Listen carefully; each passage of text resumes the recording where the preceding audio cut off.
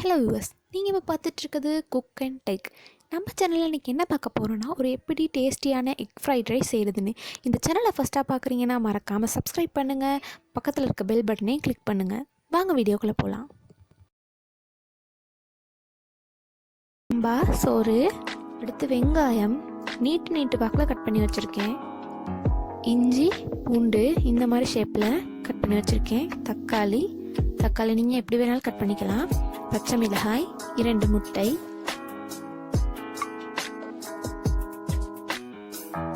Tomato sauce 10 ரூபா packet 2 எடுத்திருக்கேன். Cutter தூள், சுகர், சிக்கன் நான் சின்னதாக கட் பண்ணி வச்சுருக்கேன். சிக்கன் வந்து ஆப்ஷனல் தான். கேரட் துருவி வச்சுருக்கேன். லீக்ஸ் இந்த மாதிரி கட் பண்ணி வச்சுருக்கேன். போஞ்சி, மிளகுத்தூள். அடுத்து நம்ம எடுத்து வச்சுருக்க சோறில் 2 முட்டையை சேர்த்துக்கணும். உடச்சி ஊற்றுங்க, வேறு எதுவும் இப்போதே சேர்க்காதீங்க. அடுத்து நான் சொல்லுவேன், அப்போ சேர்த்தா போதும். 2 முட்டையும் நல்லா உடச்சி ஊற்றிக்கணும். அதுக்கப்புறம் கொஞ்சம்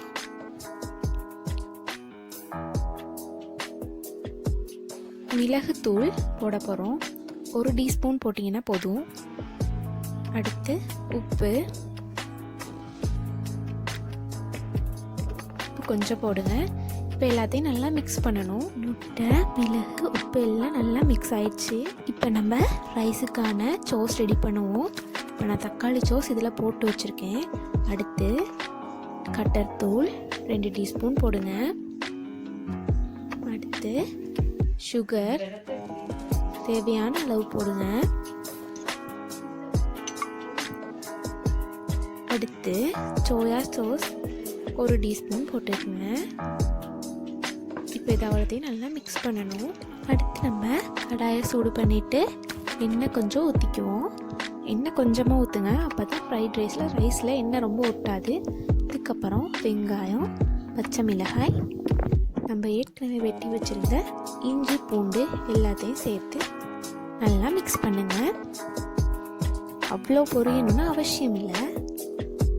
வெங்காயம் நல்லா வதங்கிருச்சு. இப்போ நம்ம கேரட் சேர்த்துக்கலாம்.